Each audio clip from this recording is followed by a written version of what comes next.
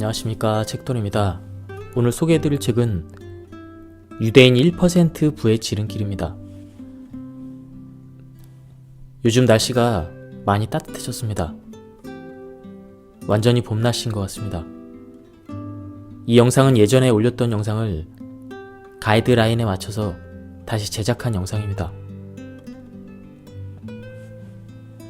제가 주변을 직접 돌아다니면서 찍은 영상이고요. 직접 찍다 보니까 부족한 부분이 많습니다. 너그럽게 이해해 주시고요. 그리고 예전 영상 중에 엄선해서 이런 방식으로 올리도록 하겠습니다. 이 책은 부자가 되는 방법뿐만 아니라 세상을 지혜롭게 살아가는 방법을 쉽고 감동적으로 풀어낸 책입니다.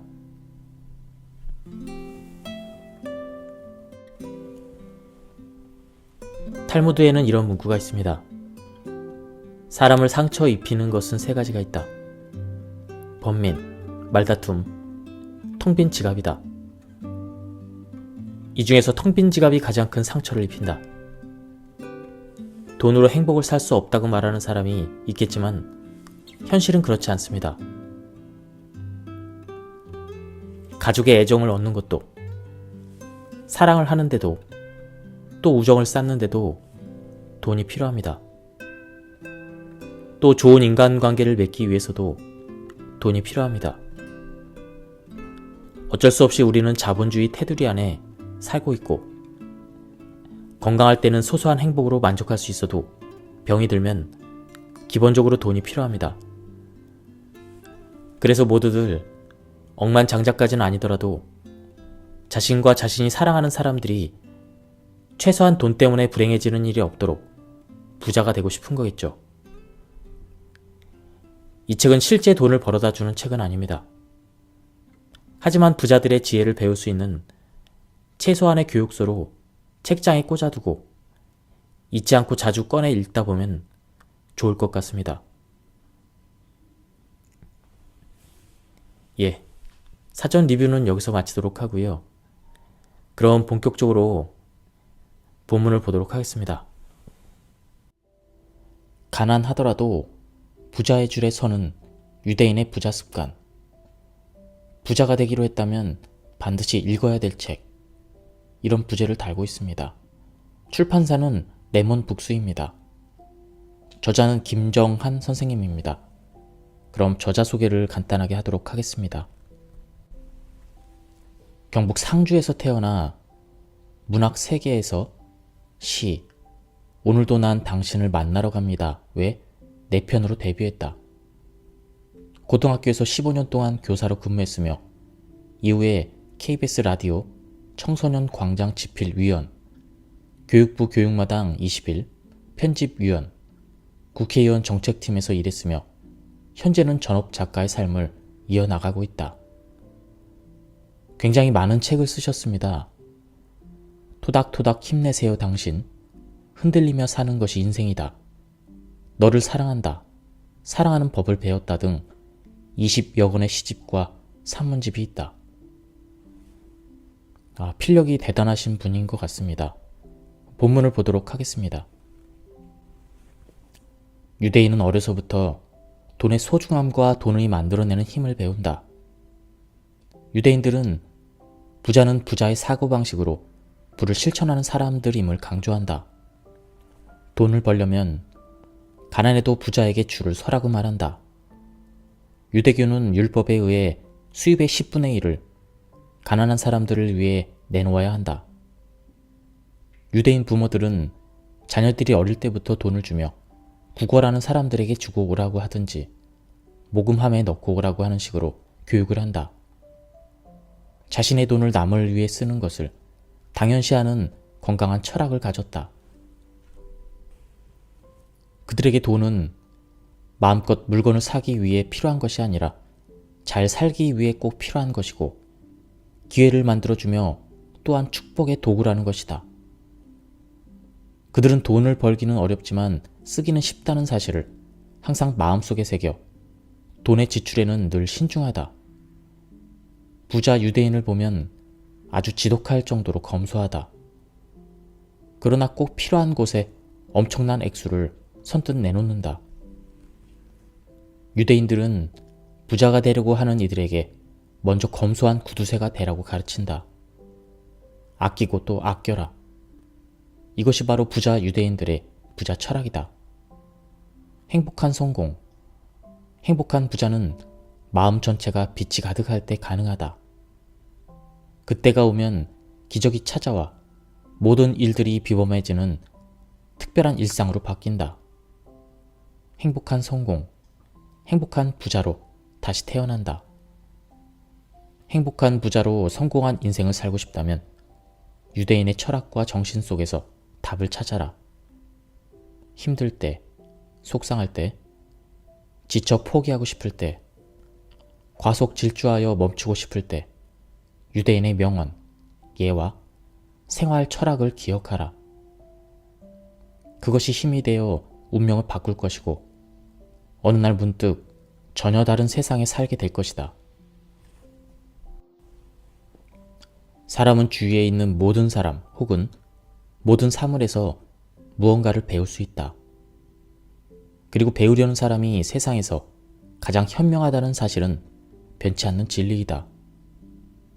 간절히 바라는 것을 이루기 위해서는 시간이 필요하다. 5년이 걸릴 수도, 10년이 걸릴 수도, 평생이 걸릴 수도 있다. 최소한으로 잡더라도 5년이 필요하다. 5년 정도만 죽었다고 생각하고 열심히 하면 인생이 달라진다. 당장 1년만 해도 모든 것이 달라져 보일 만큼 성장한다. 그러니 성공을 원한다면 목표물에 초점을 맞추고 끝이 보일 때까지 배움에 몰입하라. 어떻게 해야 성공을 파는 가게에서 성공을 살 수 있을까? 유대인들은 어떤 상품을 두고 과장법 없이 있는 그대로 흠조차 감추지 않고 소비자에게 판매한다. 이는 유대인들이 정직과 상호 존중을 바탕으로 솔직한 광고를 원하기 때문이다.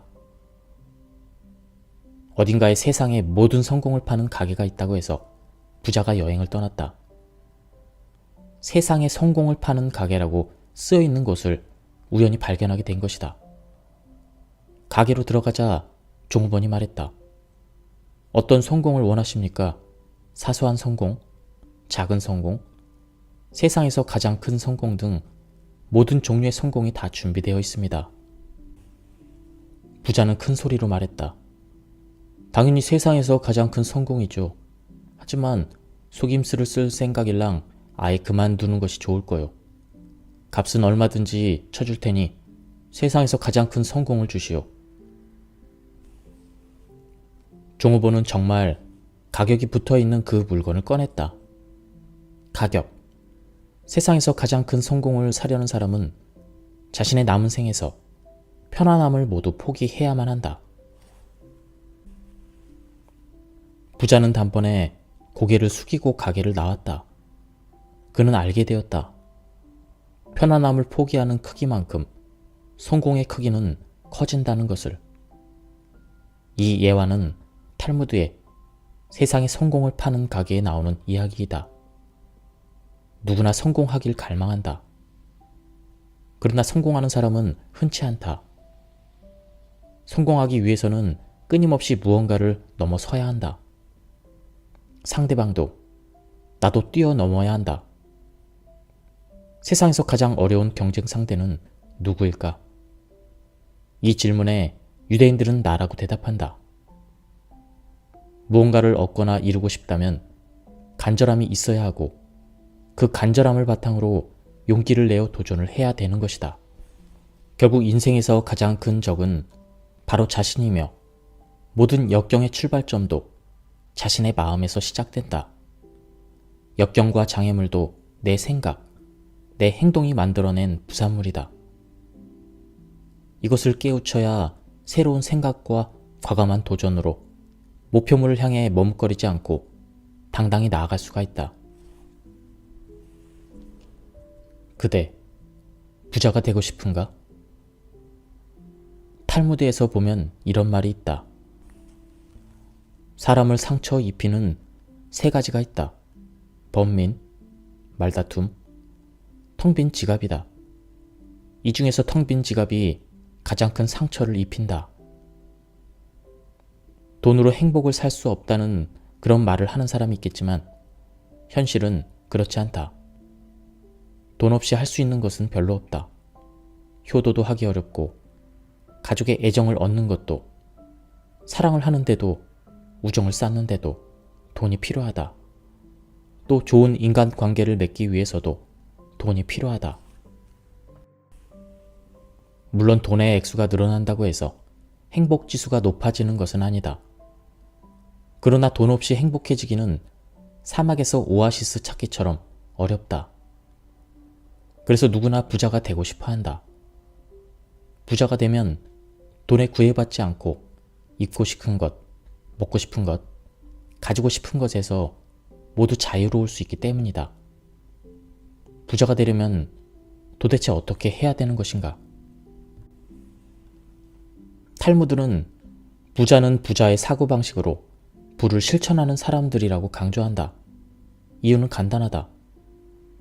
가난한 사람의 앞줄에 있는 사람은 부자의 가장 뒷줄에 있는 사람보다 당장 돈이 더 많을 수는 있다. 그러나 가난한 사람의 습관이 몸에 배게 되면 시간이 흐를수록 가난해진다. 반대로 지금은 가난해도 부자의 줄에 서서 부자의 사고방식과 부자의 행동을 배우면 부자의 습관이 만들어져서 부자가 될 수 있다. 그러니 돈을 벌려면 가난해도 부자의 줄을 서라고 탈무드는 말한다. 세계 억만장자 중 30%, 최상위 부자 중 40%, 노벨 경제학상 수상자의 40%를 배출한 유대인은 어린 자녀들에게 돈과 경제를 가르치는 것을 너무도 당연하게 여긴다. 그들은 말한다. 가난은 집안의 50가지의 재앙보다 훨씬 나쁘다. 탈무드에는 만일 부모가 올바르게 교육시키지 못했거나 그런 환경을 자식에게 마련해주지 못했을 때 그 자식이 죄를 저지르게 되면 그 죄를 자식 혼자서만 책임지게 할 수 없다라는 그런 말이 대대로 전해 내려오고 있다. 돈에 대한 유대인들의 율법은 관대함에도 지나친 관대함이 있다고 가르친다. 그래서 랍비들은 수입의 10% 이상을 자선하는 것이 적절하지만 그 어느 누구도 수입의 20% 이상을 자선해서는 안 된다고 한다. 유대인들은 오랫동안 가난을 일종의 저주로 여겨왔다. 유대인들은 돈을 버는데 상당한 노력과 애정을 쏟는다. 부자가 되기 위한 하나의 목적으로 그렇게 하는 것은 아니다. 유대인들에게 돈이란 부자가 되어서 마음껏 물건을 사라고 하는 것이 아니다. 그렇다고 돈을 더럽다고 생각하지도 않는다. 돈은 잘 살기 위해 꼭 필요한 것이기에 재정 교육을 어릴 때부터 시킨다. 의식주와 더불어 세상을 살아가는 데 필수라는 것을 교육한다. 돈은 기회를 만들어주고 사람을 축복할 수 있는 도구라는 것이다. 그들은 돈을 벌기 위해 노력하고 힘들게 번 돈을 함부로 쓰지 않는다. 돈을 벌기는 어렵지만 쓰기는 쉽다는 사실을 항상 마음에 새겨서 돈을 꼭 필요한 곳에만 쓰기 때문에 지출에는 늘 신중하다. 부자 유대인을 보면 아주 지독하게 검소한 구두쇠로 살아간다. 하지만 그렇게 힘들게 모은 돈을 꼭 필요한 곳에는 엄청난 액수를 선뜻 내놓는다. 이 정신은 남을 배려하는 기부 정신으로 대대로 내려오고 있다. 이것이 바로 유대인들이 부자가 될 수밖에 없는 이유이다. 그래서 유대인들은 부자가 되려고 하는 사람들에게 먼저 검소한 구두쇠가 되라고 가르친다. 아끼고 또 아껴라. 이것이 바로 부자 유대인들의 생활 철학이다. 아무리 많은 재물을 가지고 있더라도 모아두고 쓰지 않으면 부자라고 할 수 없다. 진정한 부자는 돈을 잘 선용하고 베풀고 쓸 줄 아는 사람이다. 재물을 늘리기 위해 첫 번째는 번 돈을 빠짐없이 기록하고 확실한 곳에 투자하는 일이다. 두 번째는 번 돈을 빼앗기지 않도록 경계하며 주의하는 일이다. 마지막은 알뜰구매로 돈을 현명하게 관리하는 일이다. 부모에게 경제 교육을 받아 성공한 자산가들, 그들 중에는 어릴 적부터 수업을 받는 경우가 많이 있다. 만약에 부자가 되고 싶고 또 자녀를 부자로 키우고 싶은가? 그렇다면 이제부터라도 머니 지수를 높여라. 돈은 곧 삶이고 돈과 경제, 금융에 대해서 잘 아는 사람이 행복한 부자가 될 가능성이 높다. 자식에게도 경제 교육을 시켜라. 자녀의 경제 교육은 선택이 아니라 필수가 됐다. 물고기를 잡아 손에 쥐어주지 말고 물고기 잡는 법을 가르쳐줘야 한다. 똑똑한 경제 습관을 키워주어야 한다. 영어 교육이나 스펙도 중요하지만 올바른 경제 습관이 몇 배는 더 중요하다. 지금부터라도 식탁에서 공부하라는 똑같은 말만 되풀이하지 말고 돈 쓰는 습관을 가르쳐라. 좋은 인맥관리 17계명. 지금 힘이 없는 사람이라고 우습게 보지 마라. 평소에 잘해라. 내 밥값은 내가 내고 남의 밥값도 내가 내라. 고마우면 고맙다고, 미안하면 미안하다고 큰 소리로 말하라. 남을 도와줄 때는 화끈하게 도와줘라. 남의 험담을 하지 마라. 직장 바깥 사람들도 골라서 많이 사귀어라. 불필요한 논쟁, 지나친 고집을 부리지 마라. 회사 돈이라고 함부로 쓰지 마라. 가능한 한 옷을 잘 입어라. 외모는 생각보다 훨씬 중요하다. 남의 기획을 비판하지 마라. 조의금을 많이 내라. 약간의 금액이라도 기부해라. 미국 최고의 부호였던 철강원 카네기는 단순한 부자가 아니라 존경받는 부자였다. 그는 사람의 일생을 2기로 나누어 정기는 부를 축적하고 후기는 축적한 부를 사회 복지를 위하여 투자해야 한다는 철학을 가지고 살았다. 최고의 부호였음에도 불구하고 그의 사무실에는 무명 작가의 볼품없는 그림 한 점이 걸려 있었다. 그 그림은 비싸거나 골동품 가치가 있는 것도 아니었다. 그러나 카네기는 평생을 걸어두고 보물처럼 아꼈다. 그 그림은 커다란 나룻배 한 척이 썰물에 좌초되어 모래 사장에 버려져 있고 배를 젓는 노가 아무렇게나 나뒹구는 아주 절망스럽고 처절해 보이는 작품이었다. 카네기는 세일즈맨을 하던 배고프고 어렵던 젊은 시절 어느 노인의 집에서 그 그림을 보았다. 그리고 그림 속 나룻배 밑에 적어놓은 다음 글귀를 읽고 희망을 품었다. 반드시 밀물은 온다. 그날 나는 바다로 나아가리라. 카네기는 이 글귀를 읽고 밀물이 밀려올 그날을 기다렸다.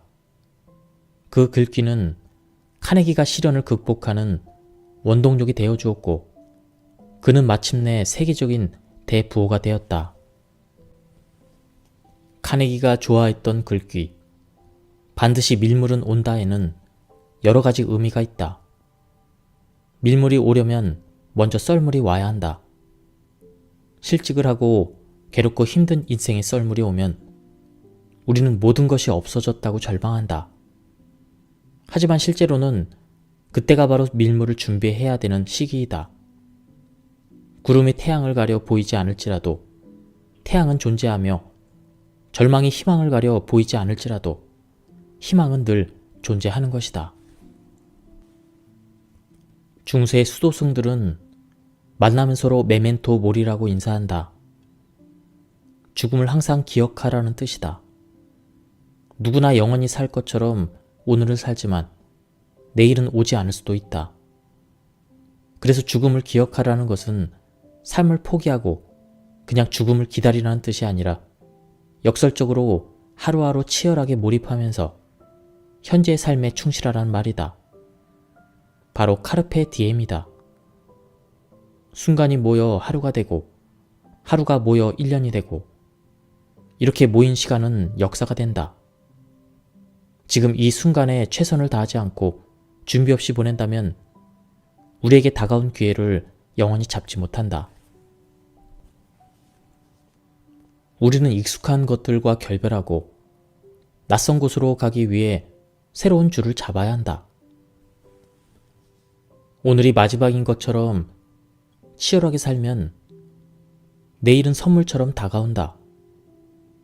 그 선물은 잘 익은 빨간 사과가 나무에서 떨어지기를 기다리는 것이 아니라 매 순간 선택하고 모든 에너지를 집중해야 내 것이 된다. 어떤 랍비가 어떤 상인에게 당나귀를 구입했다. 그리고 그 당나귀를 제자들은 냇가로 데리고 가서 물로 정성스럽게 씻겨주었다. 그런데 갈기에 붙어있던 무언가가 바닥에 뚝 떨어졌다. 자세히 들여다보니 떨어진 물건은 보석이었다. 놀란 제자들은 헐레벌떡 랍비에게 뛰어갔다.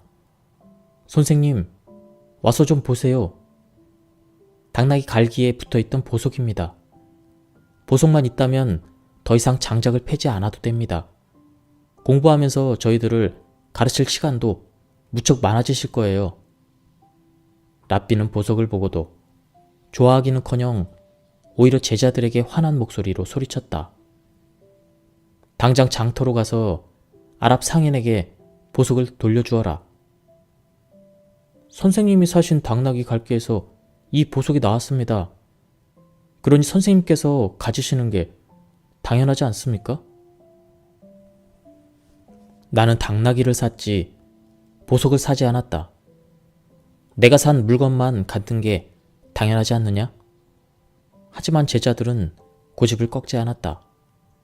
결국 랍비는 직접 보석을 들고 장터에 가서 아랍 상인에게 돌려주었다.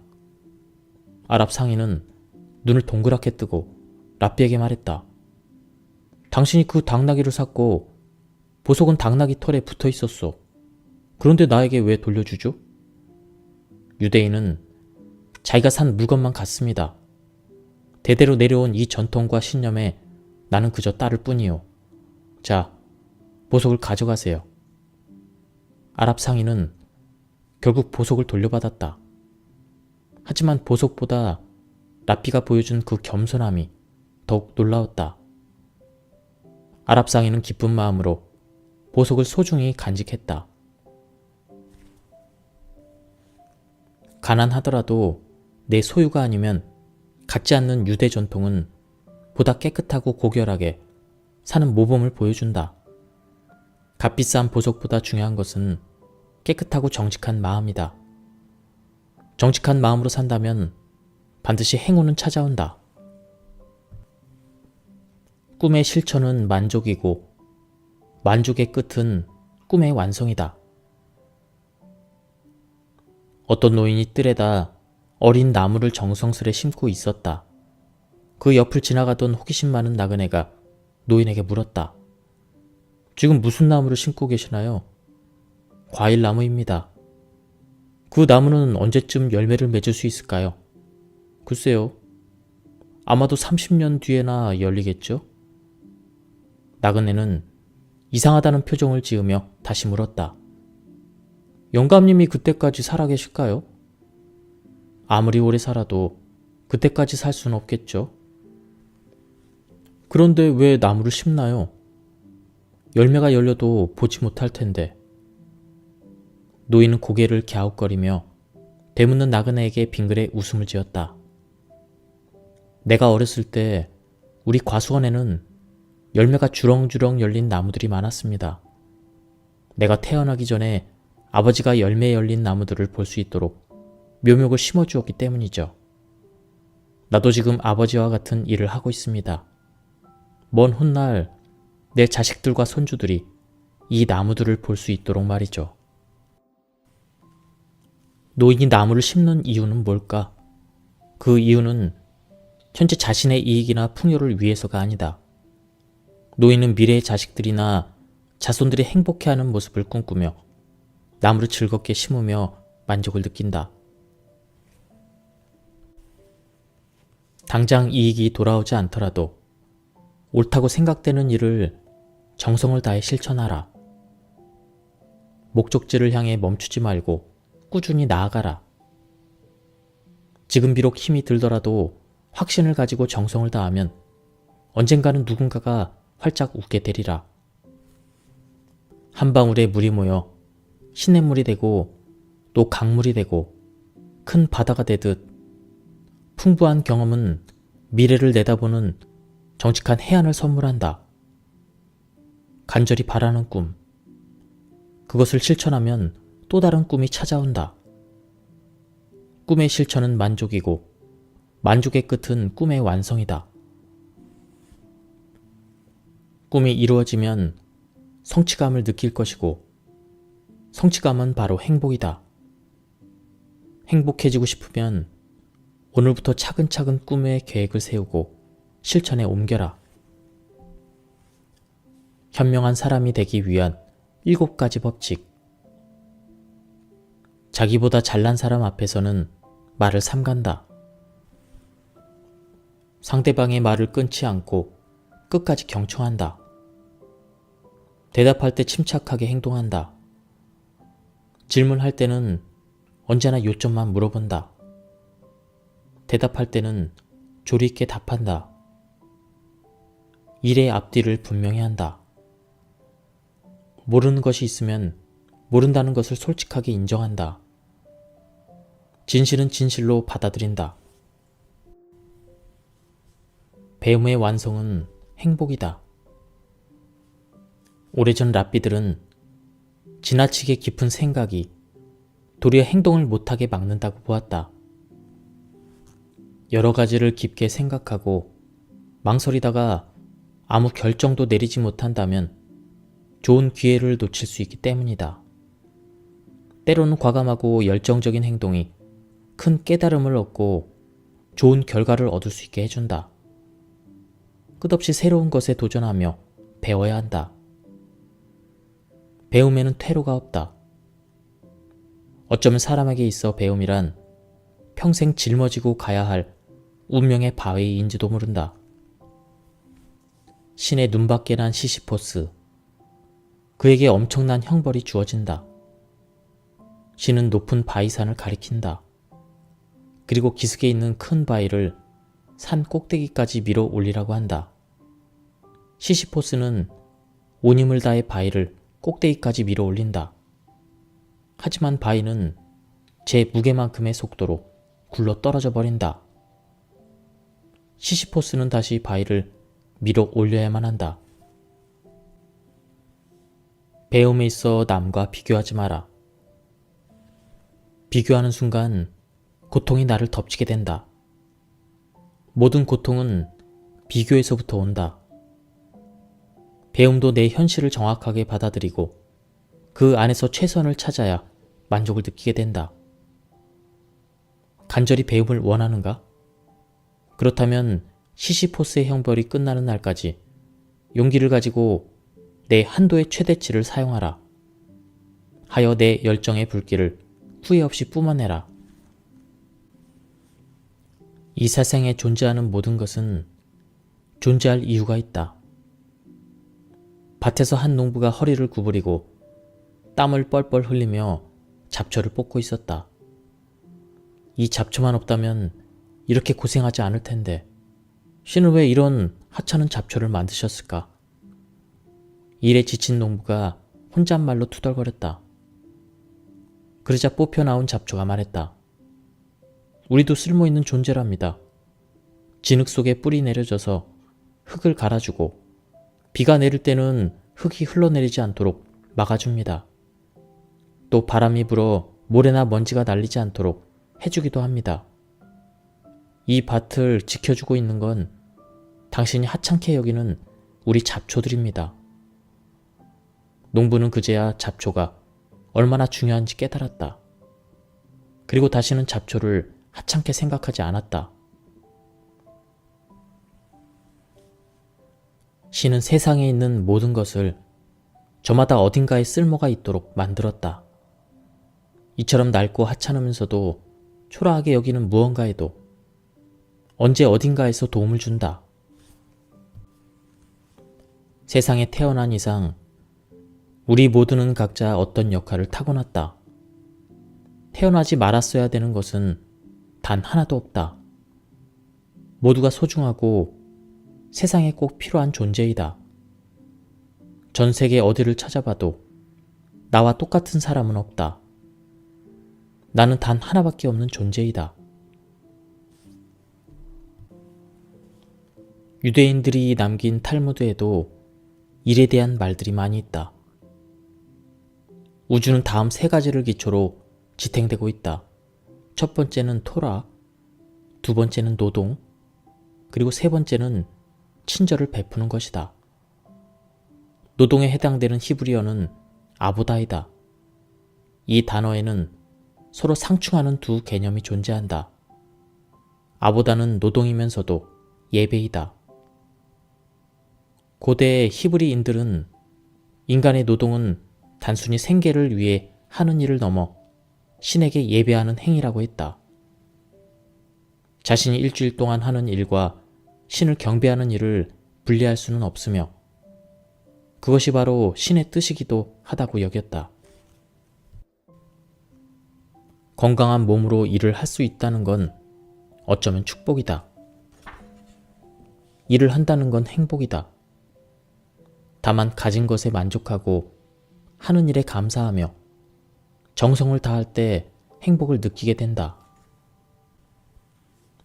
세상에서 가장 지혜로운 사람은 배운 사람이고 세계에서 가장 행복한 사람은 감사하며 사는 사람이다.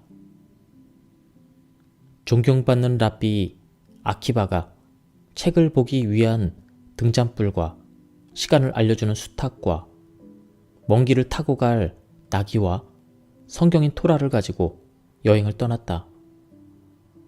여행 중에 날이 저물어서 한 마을에 들어갔다.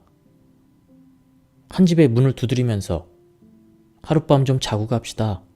이렇게 부탁을 했지만 거절당했다. 모든 집들이 다 거절했다. 언제나 감사만 하는 아키바는 모든 것을 항상 좋게 하시는 하나님께서 내가 방에서 자는 것보다 노숙하는 경우에 더 유익을 줄 것이다. 이런 마음을 가지고 오히려 감사하며 마을 바깥에서 잠을 자게 되었다. 밖에서 노숙을 하니까 잠이 오지 않아서 토라를 읽으려고 등불을 켰다.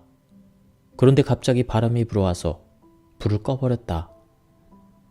아키바는 모든 것을 항상 좋게 하시는 하나님께서 불을 켜고 책을 읽는 것보다 불을 끄고 자는 것을 더 유익하게 해주실 거야.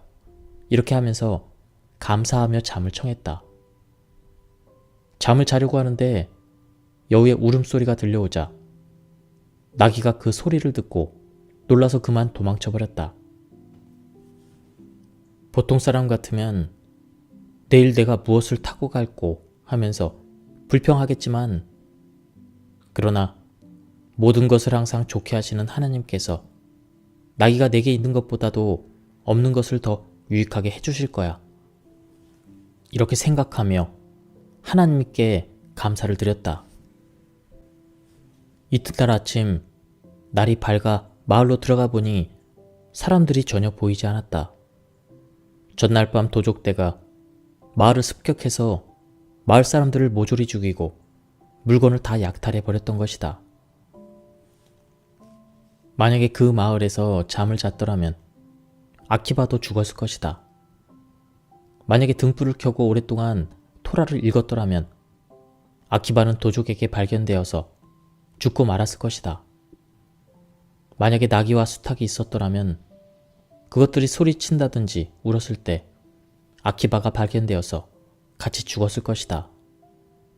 하나님은 아키바를 살리기 위하여 다른 사람으로 하여금 방을 거절하게 했다. 등불이 꺼지게 했다. 나귀와 수탉을 도망가게 했다. 하나님은 감사하는 아키바를 이렇게 지켜주신 것이다. 감사는 사람이 가질 수 있는 마음 중 가장 고귀하고 소중하고 값진 마음이다. 이 감사하는 마음이 나와 모든 이의 마음을 넉넉하게 해주고 사랑을 꽃피운다. 감사는 최고의 미덕이다. 이 감사를 통해 서로 한층 더 가까워지고 신뢰가 형성되며 감사의 결과는 가장 값진 열매로 나타나고 돌아오는 것이다. 파스칼은 인간은 신과 짐승의 중간이라고 하였다. 이는 사람은 신과 같은 면과 짐승과 같은 면이 공존할 수 있다는 것이다. 하지만 짐승과 다른 점은 감사를 할 수 있다는 것이다. 당연한 것으로 받아들이는 것이 아닌 감사의 마음을 전할 수 있다는 것은 사람만이 가질 수 있고 표현할 수 있는 것이다. 감사는 충분히 가지고 있으며 넘칠 정도라는 것을 알게 해준다. 감사는 과거의 의미를 부여하고 현재의 평화를 가져다 주며 미래를 통찰하게 해준다. 감사는 모든 것을 치유한다. 감사는 모든 것을 새롭게 하고 바꿀 수가 있다. 감사는 반전을 불러올 수도 있다. 아무리 얽히고 설킨 일이라고 해도, 아무리 힘든 난관에 빠져 있을지라도 감사하는 마음은 모든 것을 바꿔주고 새롭게 변화시켜주며 새로운 방향을 제시해준다. 복 있는 사람은 누구일까? 사람에게 복이란 첫째 장수하는 것, 둘째 물질적으로 넉넉한 것, 셋째 우환이 없이 편안한 것, 넷째 덕을 좋아하고 행하는 것, 다섯째 오래 사는 것이다. 어떤 마을에 큰 농장이 있었다. 농장 주인인 농부는 마을에서 가장 열심히 일했기 때문에 재산도 아주 많았다. 농부는 가진 재산을 아끼지 않고 늘 이웃에게 베풀며 살았다. 그러던 어느 날 심한 폭풍으로 나무 열매가 모두 상해버리고 가축들도 죽고 말았다. 모든 것을 잃은 그에게는 작은 땅떼기만 남았다. 신이 주셨다가 다시 거두어 가셨으니 어쩔 수 없는 일이지. 그는 아무도 원망하지 않고 더욱 열심히 일할 뿐이었다. 소식을 들은 마을 사람들은 모두 그를 위로해 주었다. 그러자 농부와 아내가 말했다. 늘 그랬듯이 올해도 마을 사람들에게 봉사하겠어요. 그러고는 작은 땅 절반을 팔아 그 돈으로 어려운 사람들을 도왔다. 남은 땅으로 더욱 열심히 농사를 지었다. 어느 날 밭을 가던 농부는 쟁기에 걸린 딱딱한 무언가를 느꼈다. 농부는 아내를 불러 두 사람이 힘을 모아 땅을 팠고 그곳에서 큰 보물을 발견했다. 보물을 팔아 옛날처럼 큰 농장을 다시 소유하게 되었고 농부와 아내는 모든 재산을 다른 이들과 나누면서 사람들에게 존경받았다. 탈무드에 나오는 이 이야기는 아낌없이 내어주고 봉사를 해야 복을 받을 수 있다는 가르침을 준다. 사람들은 이렇게 생각할지 모른다. 무조건 베푸는 삶이 과연 가치가 있는가? 내가 손해를 보는 것은 아닌가? 촛불 한 개로 많은 촛불에 불을 붙여도 처음 촛불의 빛은 약해지지 않는다. 이는 탈무드의 명언이다. 베풀수록 마음도 넉넉해지고 편안해진다. 물론 찢어지게 가난하다면 물질적으로 베풀 수가 없다. 아무리 가난해도 한 가지 재능은 있다. 그것은 필요로 하는 사람들에게 전해져서 희망과 웃음을 주면 된다. 베풀어야 복이 찾아와서 내가 행복해진다. 내가 행복해지려면 내가 가진 소중한 것을 누군가에게 내주어야 한다.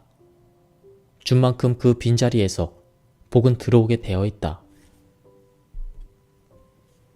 어떻게 해야 복이 찾아올까? 답은 간단하다. 진정한 복을 누리는 사람이 되려면 마음 비움에서부터 시작하자. 가장 소중하다고 생각하는 것부터 버려라. 그리고 쌓이고 쌓인 온갖 원망과 시비, 상처, 욕심과 집착을 모두 내려놓고 가벼워져라. 비운 마음, 가난한 마음, 겸손한 마음이 되었을 때 처음의 마음으로 돌아가 새롭게 시작할 수 있다. 인간은 태어나서 기껏 100여 년을 살다가 세상을 떠난다. 영원할 것 같지만 물리적 시간이라는 한계가 정해져 있다. 그리고 목적지를 향해 물 흐르듯 흘러간다. 주류의 흐름을 따라 흘러가거나 바람에 떠밀려 흘러간다. 과연 나를 지배하고 나를 요동치게 만드는 것은 나인가? 아니면 타인인가? 그것에 따라 복을 많이 느끼다가 반대로 고통을 많이 느끼다가 떠나간다. 복을 받기 위해서는 선행을 해야 한다. 선행의 다른 표현은 친절함이다. 누구에게든 친절하게 내가 가진 소중한 것을 베푸는 것이다. 베풀고 나면 돌고 돌아서 다시 나에게로 돌아온다. 복도 따지고 보면 주고받는 것이다. 복이 있어야 인간으로 태어날 수 있다. 복이 있어야 훌륭한 부모나 현명한 자식을 만나고 어진 아내나 유능한 남편을 만나고 의좋은 형제와 자매를 만나고 신이 있는 친구를 만나고 공부도 많이 할 수 있고 시험을 봐도 합격하고 몸은 건강하고 취업도 잘 되고 진급이나 승진도 빠르다. 복을 받으려면 어떻게 해야 할까? 먼저 내가 가진 소중한 것을 내어 주어야 한다. 복은 주고 받음이다. 주는 쪽은 복을 짓는 일이고 받는 쪽은 복을 받는 일이다. 남에게 물건을 주거나 돈을 주면 받는 입장에선 복이 된다. 입장이 바뀌어 준 사람이 다시 돌려받아도 복을 받는 것이다. 태어나서 죽을 때까지 가족끼리, 이웃끼리, 동료끼리, 친구끼리 쉼없이 복을 주고받는 것이다. 주고받음의 순환 작용이 인생인 것이다. 또한 복을 온 곳으로 되돌려 보낼 줄 아는 사람이 복을 제대로 쓸 줄 아는 사람이고 다시 복을 짓는 현명한 사람이다. 그러니까 베풀어야 부자가 되고 베풀어야 출세도 하고 베풀어야 진급하고 뜻을 이룰 수 있다. 조금이라도 남에게 베풀어 온 사람은 안다. 남에게 베풀면 그 이상의 것이 나에게 돌아온다는 사실을, 예전 그 이상으로 채워진다는 사실을 알게 된다. 세상 그 어떤 일도 베풀지 않고 이루어지는 일은 없다. 인생은 연습이 없다. 항상 실험적이다. 그 누구도 앞을 예측할 수 없다.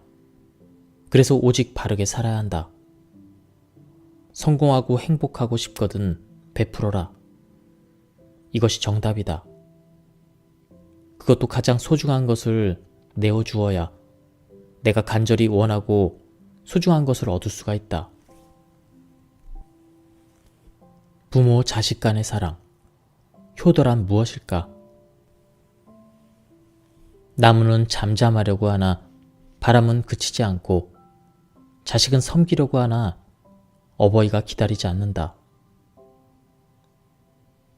어떤 마을에 가난한 아버지와 아들이 있었다. 어느 날 아들은 닭을 얻어 아버지께 닭 요리를 만들어 드렸다. 놀란 아버지가 아들에게 물었다. 이 닭은 어디서 나느냐? 아버지는 아실 필요 없어요. 어서 드시기나 하세요. 아들이 내뱉은 퉁명스러운 대답에 아버지는 아무 말도 못했다. 기분이 상한 나머지 닭 요리도 맛없게 느껴질 정도였다. 같은 마을에 있는 방앗간 집도 가난하기는 마찬가지였다. 그 집은 아버지와 아들이 함께 일을 나누어서 했다. 그런데 어느 날 왕은 온 나라에 있는 방앗간에 일하는 일꾼들을 모두 성에서 일하도록 명령을 내렸다. 아들은 아버지에게 방앗간 일을 맡기고 성으로 떠났다. 두 아들 가운데 누가 천국에 가고 누가 지옥에 갔을까? 천국에 간 아들은 바로 방앗간집 아들이다. 먼저 방앗간집 아들은 왕이 내린 명령 때문에 어쩔 수 없이 성에 갈 수밖에 없었다. 성에서 일하면 배고픔에 시달리고 잠잘 시간도 부족했다. 그래서 아버지를 힘들게 할 수 없었던 아들은 직접 성으로 가서 아버지를 배려하는 모습을 보였다. 반면 닭을 얻은 아들은 아버지에게 닭을 대접했지만 묻는 말에 제대로 대답하지 않아 아버지 마음에 상처를 주었다. 그 탓에 아버지는 아들이 힘들게 잡은 맛있는 닭 요리마저 그 맛을 느끼지 못했다. 과연 진정한 효도란 무엇일까? 물질적인 욕구를 채워주는 것이 효일까? 아니면 마음을 담은 작은 정성이 효일까? 논어에 따르면 공자는 이렇게 말했다. 부모님께 싹싹하게 잘하는 것이 효도라면 개나 말을 잘 돌보는 것과 다르지 않다. 부모님에게 카네이션을 달아드리거나 명절날 한우고기 세트를 사드리는 것도 효도일 수도 있지만 가장 큰 효도는 부모에게 마음고생을 시키지 않는 것이다. 효도는 무엇이든 도움을 주고 싶은 사랑의 마음이다. 아무리 많은 것을 가졌더라도 부족한 한 가지는 있다. 그것을 도와주는 것이 효도이다. 주는 것이 없이 말로 때우는 사랑은 효도가 아니며 진정한 효도는 행동으로 실천에 옮겨야 한다. 부모가 젊었을 때 자식을 낳아 애지중지 사랑하며 양육했다면 자식이 어른이 되어 힘없는 부모를 마음으로 보살피는 것이 진정한 효도가 된다. 핏줄을 나눈 부모 자식 간이라도 저절로 가까워지고 친밀해지는 것은 결코 아니다. 부모 자식 간에 사랑하는 마음이란 탈무드의 방앗간 자식처럼 마음을 헤아려 주는 것이어야 한다. 왜 내가 아버지에게 가까이 다가가지 못했을까? 아버지는 얼마나 슬프고 외로우셨을까? 하는 후회를 무덤 앞에서 슬피 울며 하지 말아야 한다. 곁에 있을 때 부모는 자식을, 자식은 부모를 늘 기념일 대하듯 마음을 다해 아낌없이 배려하고 희생해야 한다. 이것이 사랑하는 마음을 전하는 최고의 방법이다. 용서. 살면서 가장 힘들고 어려운 일. 누군가를 미워하고 있다면 그 사람의 모습 속에 보이는 자신의 일부분을 미워하는 것이다. 헤르만 헤세. 이스라엘의 텔 라이브에 사는 엘론이라는 한 유대인의 이야기이다. 어느 날 밤 그는 차를 몰고 팔레스타인 지역을 지나가고 있었다. 그때 한 청각장애를 가진 아이가 차 앞으로 갑자기 뛰어들었다. 엘론의 차는 아이를 치고 말았고 아이는 그 자리에서 쓰러졌다. 그리고 숨이 멎었다. 그곳은 유대인들을 증오하는 팔레스타인 지역이었다. 피해자의 가족과 친구들이 당장 잔인한 보복을 할 것이 분명했다. 그러나 엘론이라는 그리스도인은 그냥 달아날 수 없었다. 그는 차에서 내려 이미 숨이 끊긴 아이를 안고 마을 사람들이 이 아이를 거두어 가기를 울면서 기다렸다. 마을 전체가 충격과 슬픔에 휩싸였다. 동시에 그들은 유대인 가해자가 멈춰 서서 아이를 안고 기다리고 있다는 사실에 더욱 놀랐다. 그들은 엘론에게 정해진 날짜에 와서 이슬람 법정에 서라고 했다. 그러나 사실 그 누구도 엘론이 돌아오리라고 생각하지 않았기 때문에 사실상 풀어준 것이나 다름없었다. 법정에 설 날짜가 다가오자 엘론은 어떻게 해야 될지 고민이 되었다. 친구들은 하나님께서 풀어준 것이니 은혜로 알고 감사히 하며 법정에 나가지 말라고 조언했다. 그러나 그는 그 마을로 돌아가서 법정에 섰다. 마을 사람들은 기대하지 않았던 그가 나타나자 또다시 놀랄 수밖에 없었다. 그에게 내려진 선고는 살인죄로 인한 유죄가 아니라 죽은 아이의 가정에 가족으로 입양돼야 한다는 판결이었다. 마을을 지날 때마다 아이의 가족들을 방문하고 함께 식사를 해야 한다는 선고가 내려졌다. 전쟁의 기운이 맴도는 땅에서 예수님의 가정에 입양된 유대인이 이제 무슬림 가정에도 입양된 것이다. 결국 용서와 화해가 모두 이루어졌다. 내일 무슨 일이 일어날지는 아무도 알 수 없다. 내일도 살아있을지 아니면 죽을지 아무도 모른다. 이렇듯 모든 것이 혼란스럽고 모든 것이 하나의 도전이고 모든 것이 가능성으로만 존재하기 때문에 아름다운 것이다. 모르는 사람에게 베푸는 친절은 천사에게 베푸는 친절과 같다. 인생에서 중요한 세 가지는 첫째도 친절, 둘째도 친절, 셋째도 친절이다. 어느 유대인 지역에 이름난 랍비가 살고 있었다. 그의 아들 또한 아버지 못지않게 정직하고 경건한 믿음을 가지고 있었다. 어느 날 아들이 랍비인 아버지에게 간절한 소원을 소소하였다.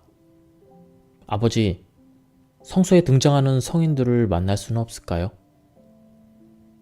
우리가 흔히 듣는 전설과 같은 이야기에 의하면 죽은 자들도 1년에 몇 차례씩 이 땅 위에 내려온다고 하는데 이들도 이런 말을 믿고 있었던 것이다.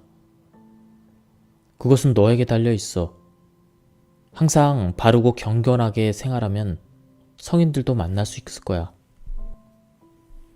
그러나 반년이 지나도 아버지는 아들에게 약속한 대로 성인들을 만나게 해줄 기색이 보이지 않아 아들이 물으면 인내를 갖고 좀 기다려봐라 이렇게 말하는 것이다.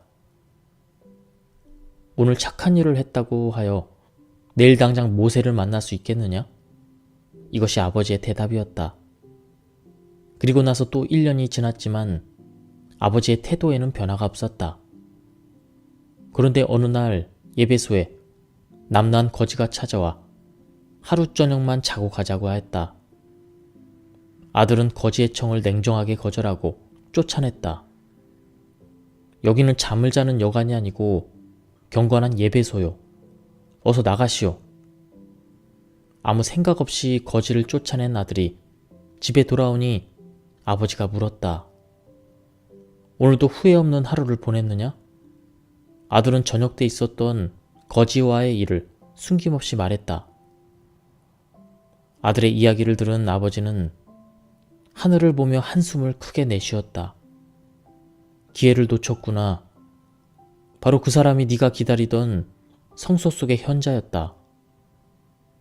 아들은 너무나 기가 막히고 안타까워서 다시 애원했다.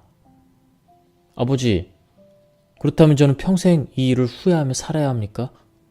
돌이킬 수는 없는 일인가요? 아버지는 대답했다. 기회는 또 있다.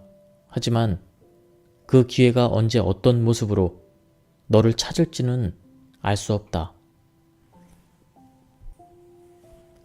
이외 예아처럼 유대인에게 친절은 단순히 도덕이나 공공심 같은 교훈적 행위의 문제가 아니다.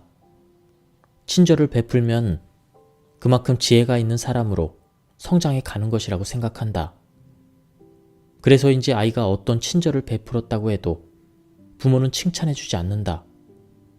칭찬을 기대하고서 남에게 친절하게 대하는 것도 그다지 평가해주지 않는다. 친절이란 남으로부터 칭찬을 받기 위해 보란듯이 나타나는 행위가 아니라 도리어 일상의 평범한 일에 마음을 전함으로써 나타내는 것이라고 유대의 어머니는 아이들에게 가르친다. 친절이란 도덕이나 공공심에 맞는 행위이기 때문에 행하는 것이 아니라 남을 배려하는 마음에서 행하라는 것이다.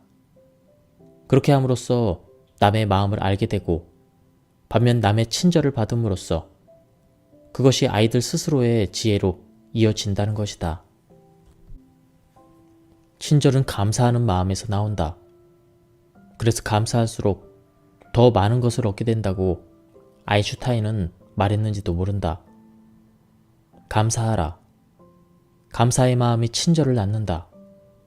이 친절은 상대방을 편하게 하고 나에게 만족을 안겨준다. 서로에게 작은 행복을 안겨준다. 자신이 베푸는 친절에 상대방의 감동을 이끌어내고 행복의 호르몬이라 부르는 세로토닌과 엔도르핀, 옥시토신이란 물질이 배출된다.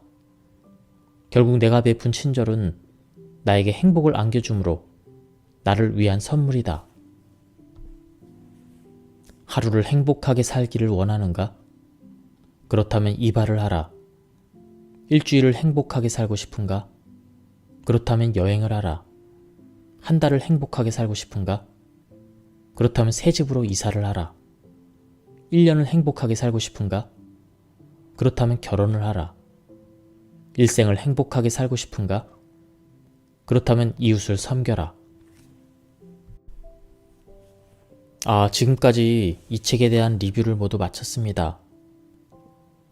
이 책은 내용이 정말 예상한 것보다 훨씬 좋았습니다. 처음에는 기대를 안 했는데 읽다 보니까 내용이 너무 좋아서 빠져들게 되었습니다. 꼭 한번 읽어보시는 것을 추천드립니다. 이 책은 전혀 돈이 아깝지 않고 꼭 집에 소장해야 될 그런 책인 것 같습니다. 여기서 리뷰를 모두 마치도록 하겠습니다. 감사합니다.